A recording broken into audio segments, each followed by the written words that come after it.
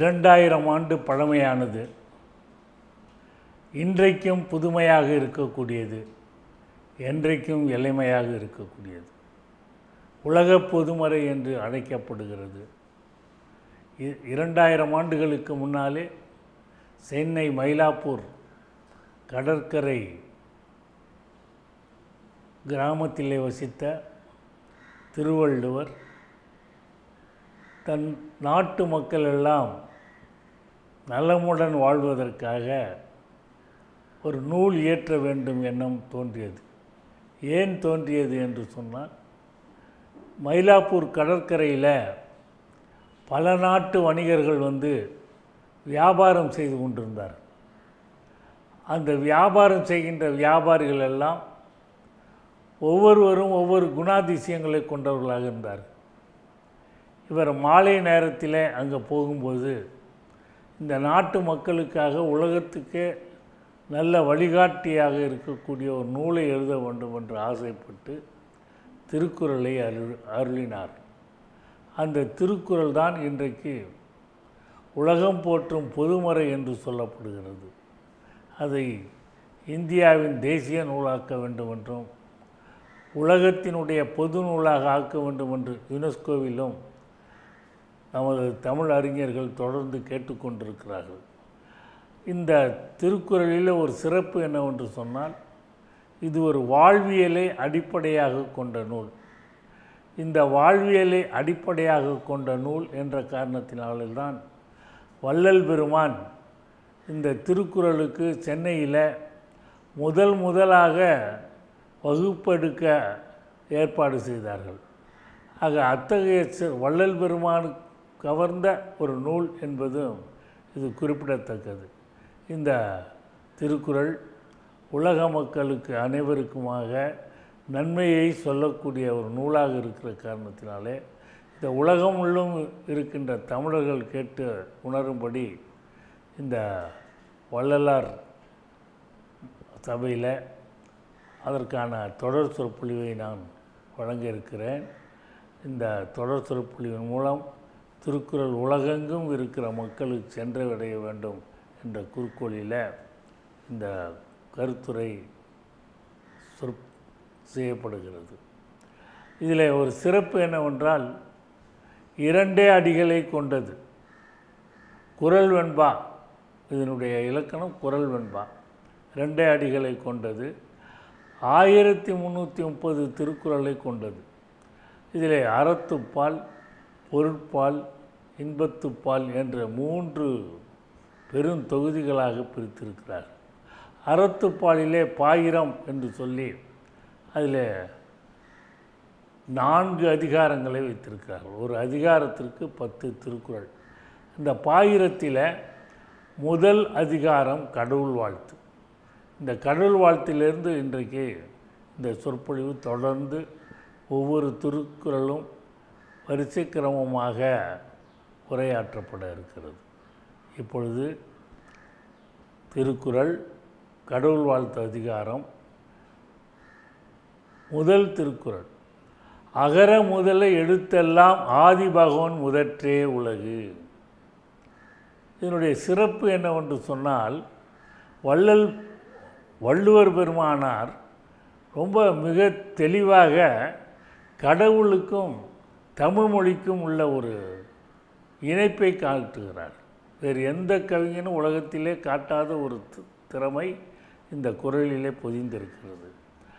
அகரம் என்ற இந்த முதல் எழுத்து தமிழ் எழுத்துக்கு அரிச்சுவடியிலே முதல் எழுத்தாக இருக்கக்கூடியது. வாயை திறந்தவுடனே எளிமையாக வரக்கூடிய ஒரு சொல் அகரம். இந்த அகரம் என்ற எழுத்து அதை மற்ற எல்லா எழுத்துக்களுக்கும் முன்னோடியாக இருக்கிறது. பல லட்சம் வார்த்தைகளை கொண்ட தமிழில் அகரம் முதலாக இருக்கிறது. அதே போல் இந்த உலகத்திற்கு கடவுள் முதலாக இருக்கிறார். இந்த உலகை படைத்தவர் கடவுள் என்கின்ற கொள்கை ஆணித்தரமாக இந்த திருக்குறளிலே திருவள்ளுவர் எடுத்து காட்டுகிறார். ஆக உலகத்தை படைத்தவர் கடவுள். அந்த கடவுளை இவர் ஆதி பகவன் என்று குறிப்பிடுகிறார். ஆதிபகவன் என்ற சொல் ஒரு புதுமையான சொல்லாக அவர் கையாளுவதே மிகச் சிறப்பாக இருக்கு. அகர முதல எழுத்தெல்லாம் தமிழ் அரிச்சுவடிக்கு முதலாக இருக்கிறது. அதே போல் ஆதி பகவன் முதற்றே உலகு. ஆதி பகவன் ரெண்டாக பிரித்தால் ஆதி என்ற தாய், பகவன் என்கின்ற தந்தை, இது ரெண்டுமே சேர்த்து ஆதி பகவன் கடவுளாக குறிப்பிடுகிறார் திருவள்ளுவர். ஆக ஆதி பகவன் முதற்றே உலகுன்னா இந்த உலகத்திலே உள்ள அனைத்து பொருள்களும், உயிருள்ள பொருள்கள், உயிரற்ற பொருள்கள், நீர் வாழ்வன, நிலத்தில் வாழ்வன, நீரிலும் நிலத்தில் வாழ்வன, ஓருயிர் உயிர்கள், ஆறுயிர் உயிர்கள் ஆக அனைத்துமே கடவுளின் படைப்பாக இங்கே அவர் குறிப்பிடுகிறார்கள். ஆக கடவுளுடைய குறிப்பாக இந்த திருக்குறள் அமைந்திருக்கிற காரணத்தினாலே உலகத்திற்கு கடவுள் முதன்மையானவராக இருக்கிறார் என்கின்ற கொள்கை இங்கே அறியப்படுகிறது. ஆக கடவுள் கொள்கையை எடுத்தடுப்பிலேயே முதற் திருக்குறளிலேயே காட்டுகிறார்கள். ஆனால் கடவுள் இருப்பவர்களும் திருக்குறளை ஏற்றுக்கொள்கிறார்கள், இல்லை என்பவர்களும் ஏற்றுக்கொள்கிறார்கள். அப்படிப்பட்ட ஒரு தனி சிறப்பு இந்த திருக்குறளுக்கு இருக்கிறது. இந்த திருக்குறளில் தமிழிலே இருந்தாலும் இதில் தமிழ் என்ற வார்த்தை எங்கேயுமே பயன்படுத்தப்படவில்லை. அதே போல் கடவுள் என்ற வார்த்தை மற்ற எந்த இடத்திலும் மதம் என்ற சொல்லோ வேறெங்கும் வராமல் பொதுப்படியாக சொல்லியிருக்கின்ற காரணத்தினாலே இது உலக பொதுமறை என்று சொல்லப்படுகிறது. இந்த உலக பொதுமறையை அருளிய திருவள்ளுவர் மிகவும் நாசுக்காக இது தமிழ் மக்களுக்கு தான் உரியது என்று சொல்லாமல் எல்லோருக்கும், உலகத்தில் உள்ள அனைவருக்கும் உரியது என்பதற்காக அதில் தமிழ் என்கின்ற வார்த்தையே பயன்படுத்தவில்லை என்று சொல்வார்கள்.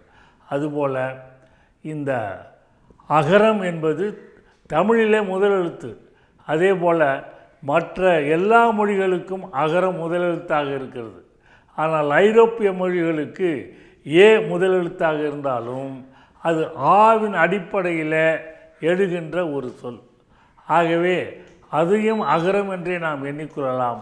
ஆக உலகத்திலே உள்ள எல்லா மொழிகளுக்கும் அகரம் அடிப்படையாக இருக்கிற காரணத்தினாலே அகர முதல எழுத்தெல்லாம் அந்த அரிச்சுவடியில் முதன்மையாக இருக்கிறது. அதே போல் உலகத்தை படைத்த கடவுள் முதன்மையாக இருக்கிறார். ஆதிபகவன் என்றால் நாம் கடவுள் என்று சுருக்கமாக எடுத்துக்கொண்டால் உலகத்தை படைத்த எல்லா பொருள்களையும் படைத்த கடவுள் முதன்மையாக இருக்கிறார்.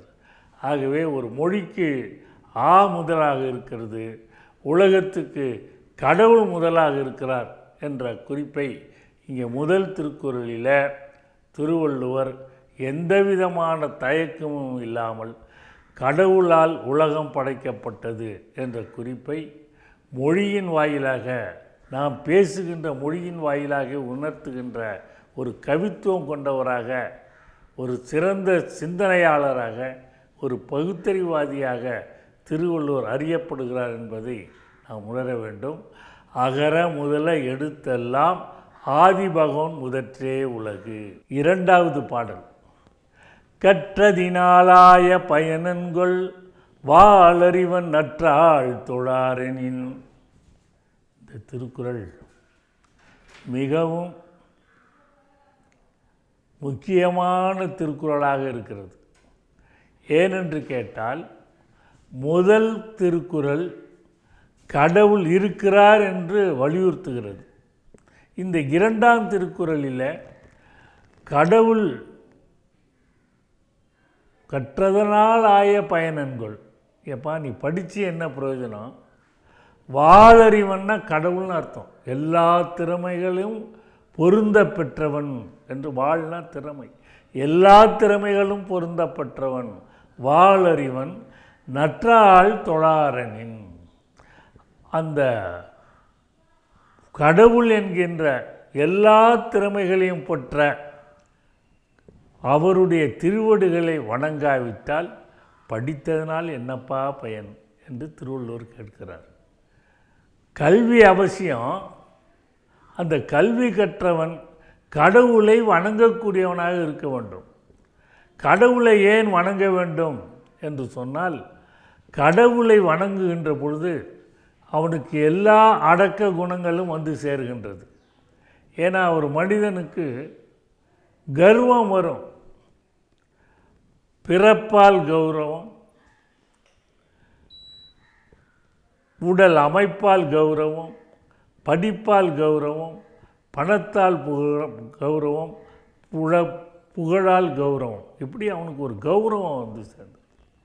அப்போ நம்மளை விட்டால் வேறு யாரும் கிடையாது என்று அந்த கல்வி, உலகத்திலே சிறந்த செல்வம் கல்வி செல்வம். இந்த கல்வி செல்வனுக்கு இந்த மமதையும் அகங்காரமும் வந்துவிடும். ஆகவே தான் திருவள்ளுவர் சொல்லுகிறார், கற்றதினாலாய பயனன்கொள் வாளறிவன் நற்றாள் தொழாரனின். நீ படித்து என்னப்பா பிரயோஜனம்? இறைவனுடைய திருவடிகளை வணங்க வேண்டும். ஆகவே இறைவனுடைய திருவடிகளை வணங்கினால் நீ எல்லோருக்கும் வணக்கமுடையவனாக இருப்பாய், எல்லோரிடமும் அடக்கமுடையவனாக இருப்பாய். உனக்கு மேலும் புகழ் வந்து சேரும். இல்லாவிட்டால் படித்தவன் அந்த கர்வத்தோடு போகிறான் பார் என்று நம்மளை பார்த்து மற்றவர்கள் எள்ளி நகையாடுவார்கள். அவனுக்கு படிப்புங்கிற கௌரவம் இருக்கியா, கர்வம் இருக்கியா என்றெல்லாம் சொல்லுவார்கள். ஆகவே அதை ஒழிப்பதற்கு கடவுள், நமக்கு மேலே ஒரு கடவுள், வாளறிவன், எல்லா திறமைகளையும் பொருந்தப்பட்டவன். நாம் என்ன நினைக்கிறோம், ஒரு பரீட்சை எழுதி தேர்வு எழுதி மதிப்பெண் வாங்கிட்டு நம்மளை விட்டால் வேறு ஆள் இல்லைன்னு நினைக்கிறோம். நமக்கு அப்போயே ஒரு கர்வம் வந்துடுது. அந்த கர்வத்தை அடக்கக்கூடியது உன்னை படைப்பித்த இறைவன் எல்லா வகையிலும் திறமையானவன். அவன் உனக்கு எல்லா விதமான வசதிகளும் உடைய உடம்பை படைத்து, அதில் உயிரையும் படைத்து, அதில் அறிவையும் படைத்திருக்கிறான். ஆக அப்பேற்பட்ட இந்த கல்வி அறிவை கொடுத்து உன்னை மேம்படுத்தி இருக்கின்ற இறைவனை நீ வணங்க வேண்டும் என்பதற்காக தான் கற்றதினாலாய பயனன்கொள் வாளறிவன் நற்றாள் தொழாரெனின். 1வது பாடல். மலர்மிசையினான் மானடி சேர்ந்தார் நிலமிசை நீடு வாழ்வார்.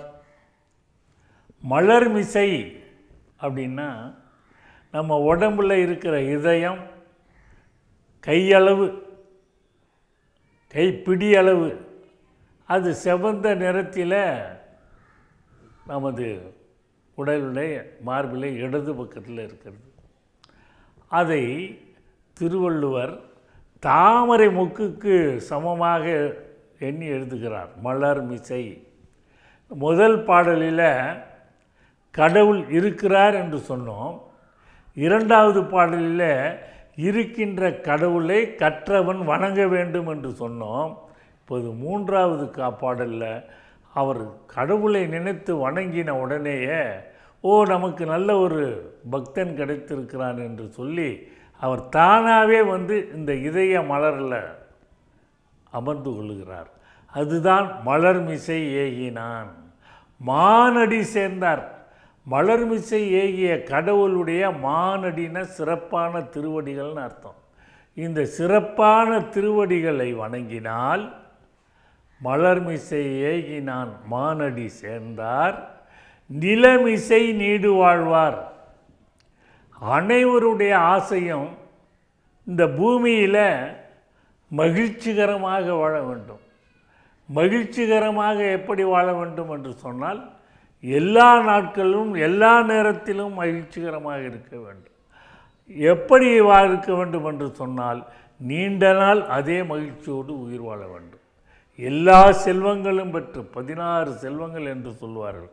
அந்த 16 செல்வங்களும் பெற்று மகிழ்ச்சியோடு நிலமிசை பூமியில் நீடு வாழ வேண்டும். அப்படி என்று சொன்னால் இந்த கடவுள் நமது இருதயத்திலே வந்து இருப்பு கொள்ள வேண்டும், நமது இருதயத்திலே இடம் பிடித்து இருக்க வேண்டும்.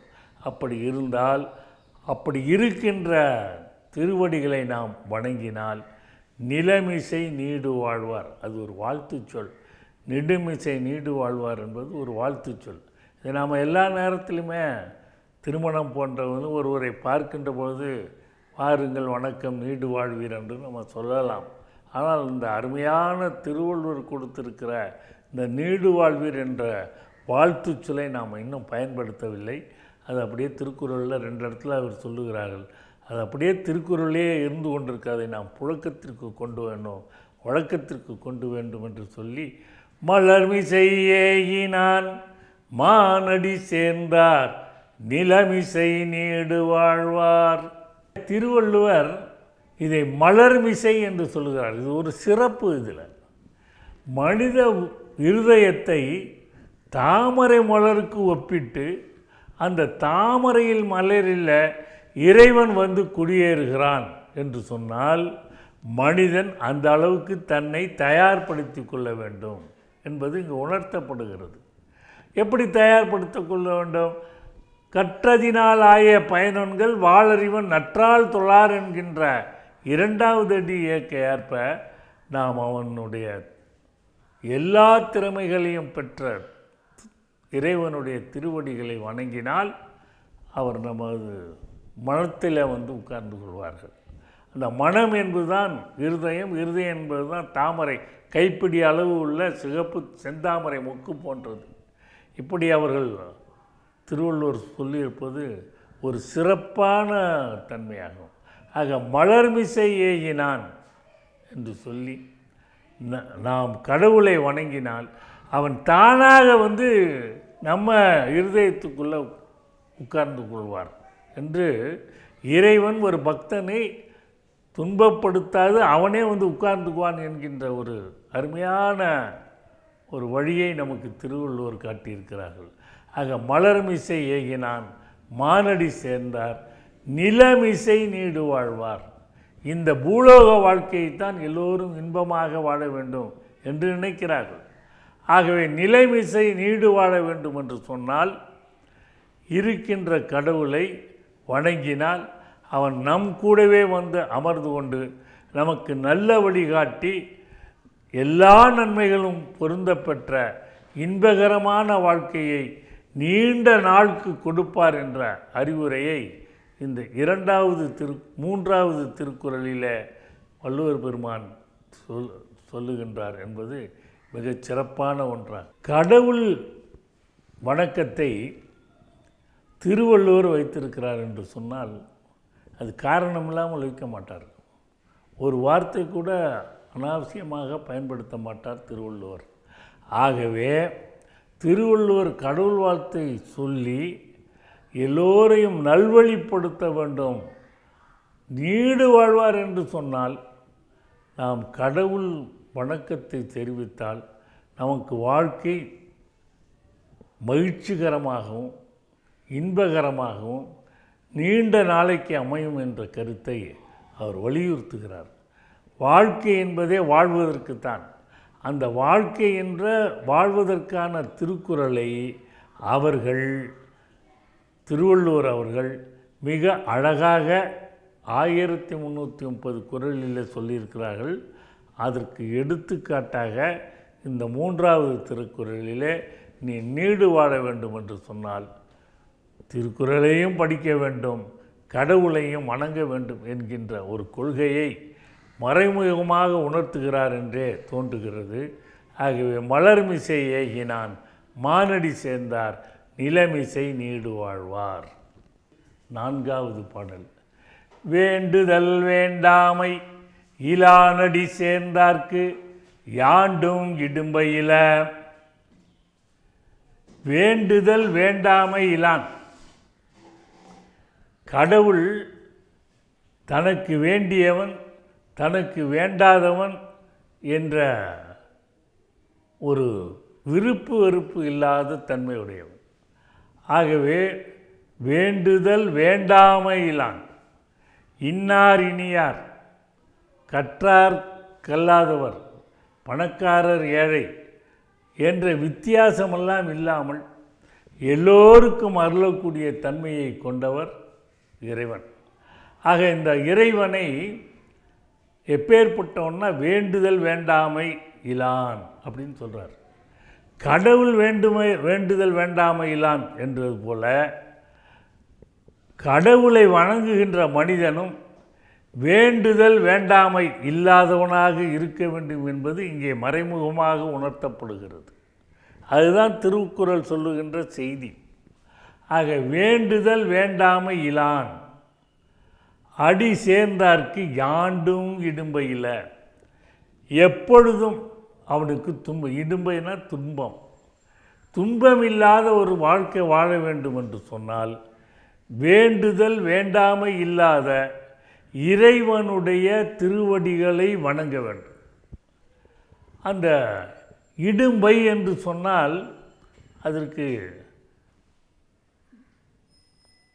கருப்பை என்று சொல்லுவார். மீண்டும் இந்த மனிதன் பிறந்தவன், இறைவனால் படைக்கப்பட்டவன், இறைவனிடமே சேர வேண்டும். மீண்டும் பிறந்து இந்த உலகத்திலே வந்து துன்பப்படக்கூடாது. ஆகவே அவன் வேண்டுதல் வேண்டாமை இலான், விருப்பு வெறுப்பு இல்லாத இறைவனுடைய திருவடிகளை வணங்கினால் வேண்டுதல் வேண்டாமை இலான் அடி சேர்ந்தார்க்கு யாண்டும் இடும்பையில், எப்பொழுதுமே அவனுக்கு பிறப்பு கிடையாது, மறுபிறப்பு கிடையாது என்பது. ஆக இந்த மறுபிறப்பு இல்லாத வாழ்க்கை வளம். மனிதன் பிறக்கிறான், வாழ்கிறான், இறக்கிறான். இந்த 3 நிலைகளில் இறந்த பின்னாலே அவன் திரும்பவும் பிறவி எடுக்கக்கூடாது. அவன் மீண்டும் இரவா தன்மையை எடுக்க வேண்டும். அதைத்தான் வள்ளல் பெருமான் மரணமில்லா பெருவாழ்வு என்று சொல்வார்கள். இங்கே வள்ளுவர் அதை இடும்பையில் திரும்பவும் பிறக்கக்கூடாது. அந்த பிறக்கக்கூடாது என்பதற்கு என்ன செய்ய வேண்டும் என்று சொன்னால் இறைவனுடைய திருவடிகளை வணங்க வேண்டும். அவர் எப்பேற்பட்ட இறைவன்? விருப்பு வெறுப்பு இல்லாதவர். ஆகவே நீயும் விருப்பு வெறுப்பு இல்லாத இறைவனை வணங்குகின்ற பொழுது நீயும் விருப்பு வெறுப்பு இல்லாதவனாக இருக்க வேண்டும் என்பதை உணர்த்துகிறார். அந்த திருவள்ளுவர் 2 அடியில் உணர்த்துவது தான் மிக முக்கியமாக நாம் எடுத்துக்கொள்ள வேண்டும். ஆக அவர் உணர்த்துவது என்னவென்று சொன்னால், நீயும் இறைவன் விருப்பு வெறுப்பு இல்லாதவன், அதே போல் நீயும் விருப்பு வெறுப்பு இல்லாதவனாக இருக்க வேண்டும். விருப்பு வெறுப்பு இல்லாதவனாக இருக்கின்ற பட்சத்தில் நீ எல்லோராலும் போற்றப்படுவாய், எல்லோராலும் மதிக்கப்படுவாய். எல்லோராலும் மதிக்கப்படுகின்றவனாக வாழ்ந்தால் உனக்கு அதுவே பெரிய மகிழ்ச்சியை தரும். ஆக அந்த மகிழ்ச்சி, அந்த வாழ்க்கை உனக்கு மீண்டும் பிறவா தன்மை, இடும்பை இல்லைன்னா கருப்பையிலே போய் இடுகின்ற வாழ்க்கை முறை உனக்கு அமையாது. இடும்பைனா துன்பம்னு ஒரு அர்த்தம். மீண்டும் பிறப்பதே ஒரு துன்பம் என்று திருவள்ளுவர் சொல்லுகிறார்கள். அந்த பிறவா நிலை உனக்கு உண்டாகும். அதுதான் முக்கியம். அதைத்தான் வள்ளல் பெருமான் நான் ஏற்கனவே சொன்னது போல மரணமில்லா பெருவாழ்வு என்று சொன்னார். மரணமில்லா பெருவாழ்வு வாழ்ந்து முடித்தவர் வள்ளல் பெருமான். அந்த கொள்கைக்கு முன்னோடியாக இருப்பவர் திருவள்ளுவர். அவர் வேண்டுதல் வேண்டாமை இல்லாமல் அனைவரையும் மதித்து எல்லோருக்குமாக நன்மை செய்யக்கூடியவர்களாக வாழ வேண்டும் என்பதுதான் இந்த 4வது திருக்குறள் கூறுகின்ற உண்மையாகும். இப்படி திருக்குறள் ஒவ்வொன்றும் ஒவ்வொரு செய்தியை சொல்லக்கூடியது. ஆக மனிதர்கள் விருப்பு வெறுப்பு இல்லாதவர்களாக, அனைவரையும் போற்றக்கூடியவர்களாக, நடுநிலைமையோடு வாழ வேண்டும். அப்படி வாழ்ந்தால் எல்லோராலும் மதிக்கப்படுவாய், எல்லோரும் போற்றப்படுவாய், எல்லோராலும் புகழப்படுவாய். உனக்கு மறுவாழ்வு என்பதே இல்லாது போய்விடும். மறுவாழ்வு என்பது ஒரு துன்பம். அந்த மறுவாழ்வு என்பது இடும்பை, கருப்பையிலே மீண்டும் தோன்ற மாட்டாய் என்கின்ற கருத்தை இந்த வேண்டுதல் வேண்டாமை இலானடி சேர்ந்தார்க்கு யாண்டும் இடும்பையில் என்ற திருக்குறளில் சொல்லுகிறார்கள். இதைத்தான் ஆன்மீகவாதிகள் கடவுளை வணங்கினால் உனக்கு முக்தி கிடைக்கும் என்று சொல்லுகிறார்கள். ஆனால் திருவள்ளுவர் ஒருபடி மேலே போய் விருப்பு வெறுப்பு இல்லாமல் நான் இருக்கிறேன், அதே போல் நீயும் விருப்பு வெறுப்பு இல்லாமல் இருந்தால் உனக்கு பிறவி துன்பம் கிடையாது. மறுபிறப்பு என்பது துன்பம், உனக்கு பிறவி துன்பம் கிடம்பு. ஆகவே உனக்கு இடும்பை இல்லை என்று அவர் வலியுறுத்துகிறார்கள். இந்த இடும்பை என்பது பிறக்கின்ற மறுபிறப்பை குறிப்பின்ற ஒரு சொல். அந்த மறுபிறப்பு இல்லாத தன்மையை இறைவனிடம் நாம் பெற வேண்டும். இன்ப துன்பம் எல்லாவற்றையும் ஏற்றுக்கொள்கின்ற வெறுப்பு வெறுப்பு இல்லாத மனிதனாக அனைவரும் வாழ வேண்டும் என்பதை உணர்த்துகிறது இந்த 4வது திருக்குறள். வேண்டுதல் வேண்டாமை இலான். கடவுள் விருப்பு வெறுப்பு இல்லாதவனாக இருக்கிறான். அதே போல் கடவுளை வணங்குகின்ற நாமும் விருப்பு வெறுப்பு இல்லாதவர்களாக இருக்க வேண்டும் என்கின்ற உண்மையை இங்கே விளக்குகின்றார்கள். ஆக விருப்பு வெறுப்பு இல்லாமல் நாம் வாழ்வோமே ஆனால் அடுத்த பிறவி என்பது இல்லாமல் இந்த பிறவிலேயே இறைவனோடு சேர்ந்து கொள்கின்ற அந்த முக்தி என்கின்ற தன்மை கிடைக்கும். பிறந்தவர்கள் முக்தி அடைய வாழ வேண்டும், வாழ்ந்த பின் முக்தி அடைய வேண்டும் என்ற தத்துவத்தை இந்த 4வது திருக்குறளில் திருவள்ளுவர் வலியுறுத்துகிறார். ஆக முக்தி அடைவதற்கு குறிக்கோளாக இருக்க வேண்டும் என்று சொன்னால், துன்பமில்லாமல் வாழ்க்கை வாழ வேண்டும் என்று சொன்னால், வேண்டுதலும் வேண்டாமையும் இல்லாத இறைவனுடைய திருவடிகளை நாம் வணங்க வேண்டும் என்று சொல்லி இந்த திருக்குறள் மிகச்சிறப்பான திருக்குறள். என்ன செய்தியை சொல்லுகின்றது சொன்னால், நம் மனிதன் அடிப்படையிலேயே விருப்பு வெறுப்பு உள்ளவனாக இருப்பான்.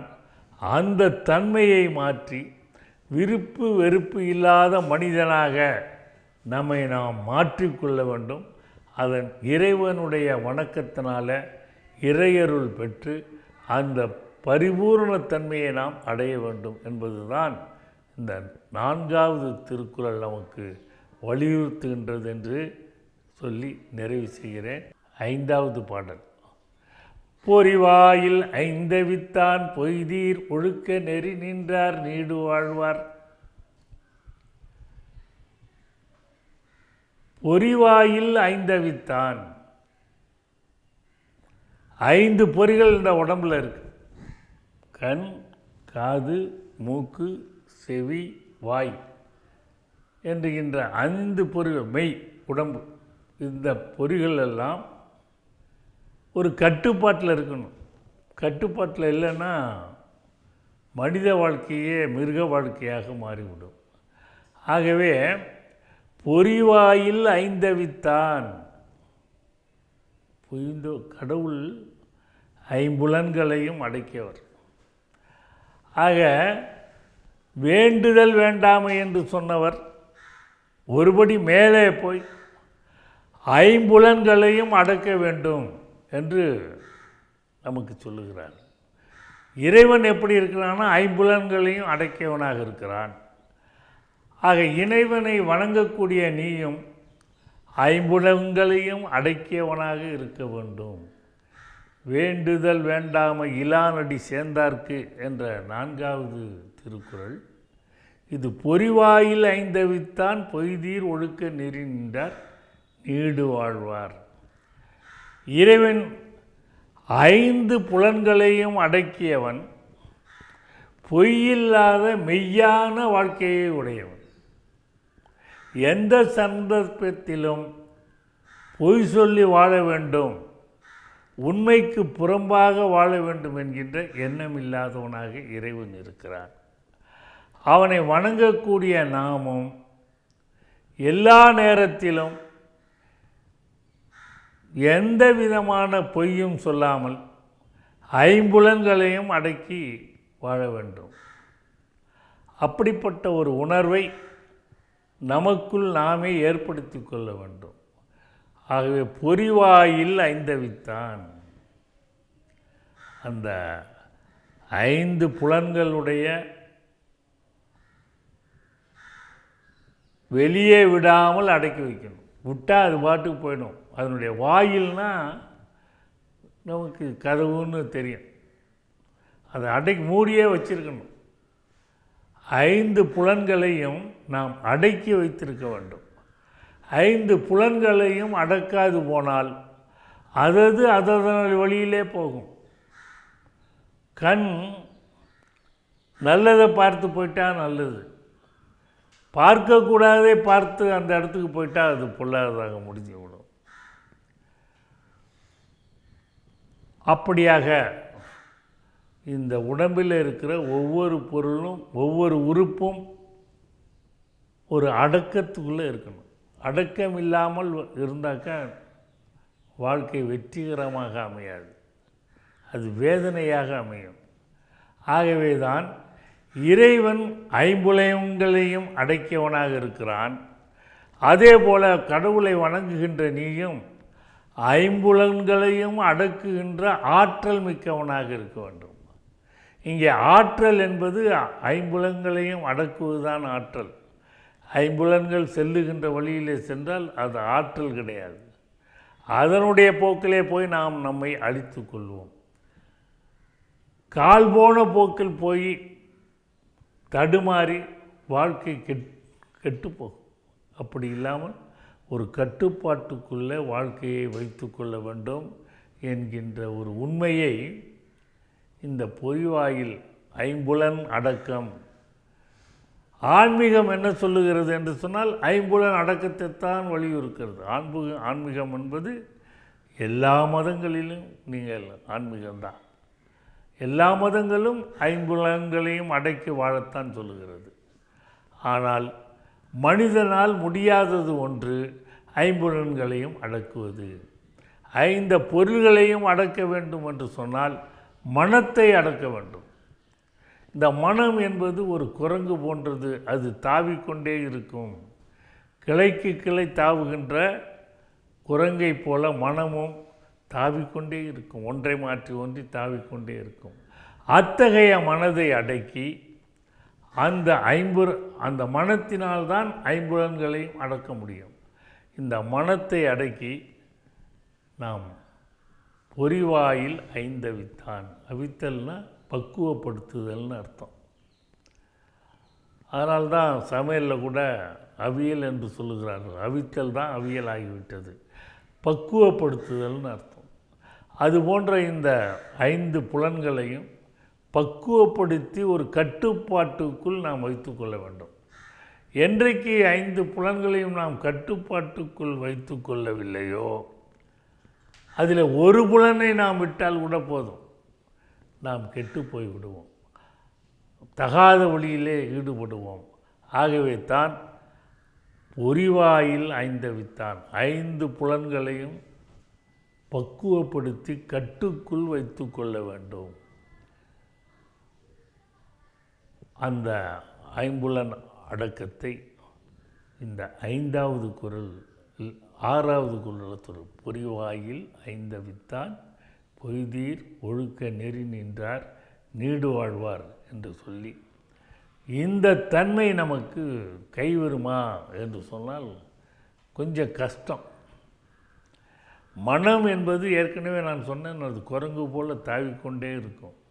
கண் பார்க்கிற இடத்துக்கு போக வேண்டும் நினைக்கும், காது ஒரு நல்ல ஒரு இசையை கேட்டால் அங்கே போக வேண்டும் என்று இழுக்கும், மூக்கு நறுமணமாக வீசுகின்ற ஒரு சோலையை கண்டால் அங்கே போக வேண்டும் என்று இழுக்கும், வாய் நல்ல ருசியான ஒரு உணவகத்தை பார்த்தால் அங்கே போகலாம் என்று நினைக்கும். இவையெல்லாம் சேர்ந்து உடல் உணர்வாகும்போது அது எங்கேயாவது இடத்துல போய் ஒரு தஞ்சமடைய வேண்டும் என்று நினைக்கும். ஆக இத்தனை உணர்வுகளையும் கட்டுப்படுத்தி ஒரு கட்டுக்கோப்பாக வைத்துக்கொள்வது என்பது மிகவும் கடினமான காரியம். ஆனால் அந்த கடினமான காரியத்தை செய்கின்ற பொழுதுதான் கடவுள் நம்மிடம் இருக்கிறார் என்ற அர்த்தம். கடவுள் நம்மை கட்டுப்பாட்டுக்குள் கொண்டு வர வேண்டும். அதே போல் நாமும் கடவுளுடைய கட்டுப்பாட்டுக்குள் அடங்க வேண்டும். ஆக இந்த 5 புலன் அடக்கி வாழ்க்கையை செம்மையாக நடத்தினால் உலகத்திலே எல்லா வெற்றிகளையும் பெற முடியும். வெற்றி பெறாமல் போகின்றவர்களுக்கு என்ன காரணம் என்று சொன்னால், ஒரு மாணவன் படிக்க வேண்டும் என்று சொன்னால் படிக்கின்ற நேரத்தில் படிக்காமல் வேறு பல திசைகளிலே சினிமா போன்றவைகளில் ஈடுபடுவானால் அவனுக்கு மதிப்பெண் குறையும், அவனுக்கு வெற்றி கிடைப்பது கொஞ்சம் கஷ்டமாக இருக்கும். இதை அடக்கி படித்து மதிப்பெண் அதிகமாக வாங்கினால் அவனுக்கு மேற்படிப்பு, பதவிக்கேற்ற சம்பளம் எல்லாமே கூடுதலாக கிடைக்கும். ஆக ஐம்புலன் அடக்கம் என்பது வாழ்க்கைக்கின் வெற்றிக்கு அடிப்படை காரணம் என்பதை திருவள்ளுவர் இங்கே பொறிவாயில் ஐந்தவித்தான் பொய்தீர் ஒழுக்க நெறி நின்றாருங்கிறார். ஒழுக்கமாக இருக்கணும், பொய்யான ஒழுக்கம் இல்லை, பொய் இல்லாத மெய்யான ஒழுக்கத்தில் நிற்க வேண்டும் என்பதை வலியுறுத்துகிறார். ஐம்புலன் அடக்கம் என்றாலே கிட்டத்தட்ட அது மெய்யான அடக்கத்திற்கு வந்து சேர்ந்துவிடும். இருந்தாலும் அது திருவள்ளுவர் இங்கே வலியுறுத்துகிறார். பொய்யில்லாத மெய்யான ஒழுக்கமுடையவனாகவும் இருக்க வேண்டும். ஐம்புலன்களை அடக்கி மெய்யான ஒழுக்கமுடையவனாக இருக்க வேண்டும் என்கின்ற ஒரு உண்மையை இந்த திருக்குறளிலே வலியுறுத்துகிறார்கள். திருவள்ளுவர் மேம்போக்காக சொல்லுவதை நாம் அதை எடுத்துக்கொண்டு மிகவும் உண்மையானது என்று எடுத்துக்கொண்டு அதன்படி நடக்க வேண்டும். அதுக்கு தான் திருவள்ளுவர் அதை கடவுள் வாழ்த்தையே வைத்திருக்கிறார். ஆக இந்த கடவுள் வாழ்த்திலே சொல்லப்பட்டவர்கள் தான் பின்னாடி விளக்கமாக திருக்குறளிலே பல இடங்களிலே பேசப்படுகின்றது. அந்த திருக்குறளிலே மனிதன் பின்பற்ற வேண்டிய குணங்களை எல்லாம் கடவுள் வாழ்த்திலே கோடிட்டு காட்டுகிறார். அதுக்கு பின்னாடி விளக்கம் ஒவ்வொரு அதிகாரமாக சொல்லுகிறார்கள். அறத்துப்பால், பொருட்பால், இன்பத்துப்பால் எல்லா பால்களிலும் அதை விளக்கமாக தருகிறார்கள். ஆக பொறிவாயில் ஐந்தவித்தான் பொய்தீர் ஒழுக்க நெறி நின்றார் நேடு வாழ்வார். ஆக பொய்தீர் உண்மையானவன் போல சில சமயத்தில் நடிப்போம். அப்படி இல்லாமல் உண்மையாகவே இருக்க வேண்டும். அதுதான் இங்கே வலியுறுத்தப்படுகின்ற செய்தியாகும். ஆக உண்மையாகவே எல்லா காலங்களிலும் எல்லா நேரங்களிலும் எல்லா மனிதர்களிடத்திலும் எல்லா இடத்திலும் இருக்க வேண்டும் என்பதை இந்த குறள் நமக்கு விளக்குகின்றது. ஆக எல்லோருமாக இந்த திருக்குறளை கற்று அடக்கத்துடன் வாழ வேண்டும். எல்லா ஐம்பொறிகளையும் அடக்கி மெய்வழி நாம் வாழ வேண்டும் என்பதை சொல்லி அந்த திருக்குறளை நிறைவு செய்கிறேன். நன்றி, வணக்கம்.